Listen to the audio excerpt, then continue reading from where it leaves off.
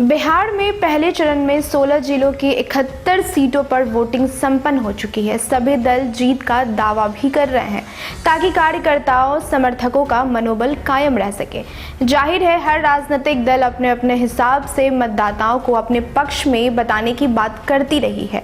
हालांकि इन दावों के बीच हर चुनाव में वोटिंग परसेंटेज भी कुछ संकेत करता है। बिहार के पहले चरण के चुनाव को लेकर चुनाव आयोग के मुताबिक 71 सीटों पर मतदान 54.26% रहा है। अगर आंकड़ों पर गौर करें तो साल 2015 के विधानसभा चुनाव में इन सीटों पर 54.75% वोटिंग हुई थी। ऐसे में पूरे बिहार की 243 सीटों पर उस साल 56.66% मतदान हुआ था।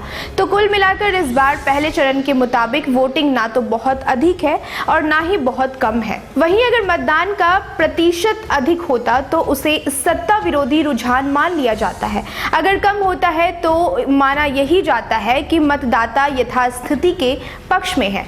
पहले चरण का मतदान ना अधिक है ना ही कम है। यही सत्ता की दौड़ में शामिल दलों के लिए चिंता का विषय है। कोरोना काल में ये पहला मतदान हुआ। डर इस बात का था कि इस बार बहुत कम लोग मतदान में हिस्सा लेंगे और बुजुर्गों के मामले में बहुत हद तक ये सच भी साबित हुआ।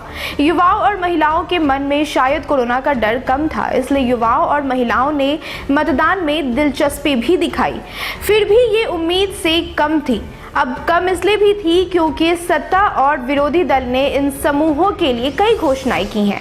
अब इन घोषणाओं में जिस मुद्दों को प्रमुखता से रखी गई है वो है रोजगार का मुद्दा। जी हाँ, रोजगार केंद्रीय चुनावी मुद्दा बन गया है। महागठबंधन ने 10 लाख सरकारी नौकरी और भाजपा ने 19 लाख रोजगार का वादा किया है। जदयू ने सरकारी वैकेंसीज को प्राथमिकता के स्तर पर भरने का भरोसा किया है। कांग्रेस ने अलग से 3.5 लाख लोगों को काम देने का वादा किया है।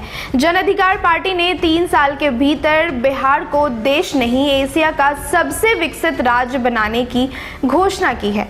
आप समझ जाइए कुल मिलाकर बेरोजगारी के इस माहौल में रोजगार के कितने ऑफर दिए गए हैं कि बेरोजगारों को मतदान के लिए तो टूट ही पड़ना चाहिए था, पर ऐसा हुआ नहीं।